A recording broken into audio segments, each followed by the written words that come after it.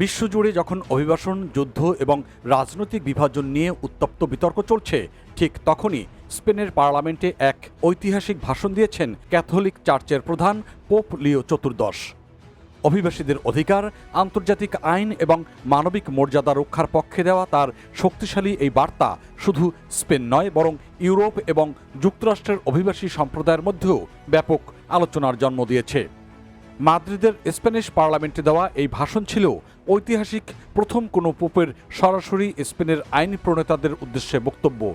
ভাষণ শেষে উপস্থিত সংসদ সদস্যরা প্রায় 7 মিনিট দাঁড়িয়ে করতালি দেন।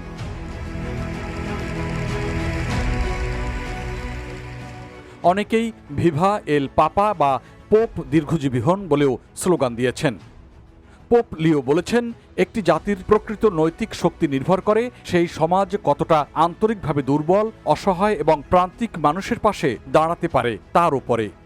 তিনি বিশেষভাবে অভিবাসী, শরণার্থী, শিশু এবং সমাজের সবচেয়ে ঝুঁকিপূর্ণ মানুষের অধিকার রক্ষার আহ্বান জানিয়েছেন। বিশ্বজুড়ে অভিবাসন সংকটের প্রসঙ্গ তুলে পোপ বলেছেন, যুদ্ধ, দারিদ্র্য, জলবায়ু পরিবর্তন এবং অর্থনৈতিক বৈষম্যের কারণে লাখো মানুষ আজ নিজ দেশ ছাড়তে বাধ্য হচ্ছে। তাই শুধু সীমান্ত নিয়ন্ত্রণ নয়, নিরাপদ ও বৈধ অভিবাসনের পথ তৈরি করাও আন্তর্জাতিক সম্প্রদায়ের দায়িত্ব। তার ভাষণে একটি গুরুত্বপূর্ণ বার্তা ছিল, মানুষ যেন নিজের দেশ ছাড়তে বাধ্য না হন। পোপের মতে, বিশ্ব নেতাদের এমন পরিবেশ তৈরি করতে হবে যেখানে মানুষ নিজ দেশে শান্তি, নিরাপত্তা এবং সম্মানজনকভাবে জীবনযাপনের সুযোগ পায়। আর এই বক্তব্য বিশেষভাবে গুরুত্বপূর্ণ কারণ সাম্প্রতিক সময়ে যুক্তরাষ্ট্রের প্রেসিডেন্ট ডোনাল্ড ট্রাম্প প্রশাসনের কঠোর অভিবাসন নীতি নিয়ে ব্যাপক বিতর্ক চলছে।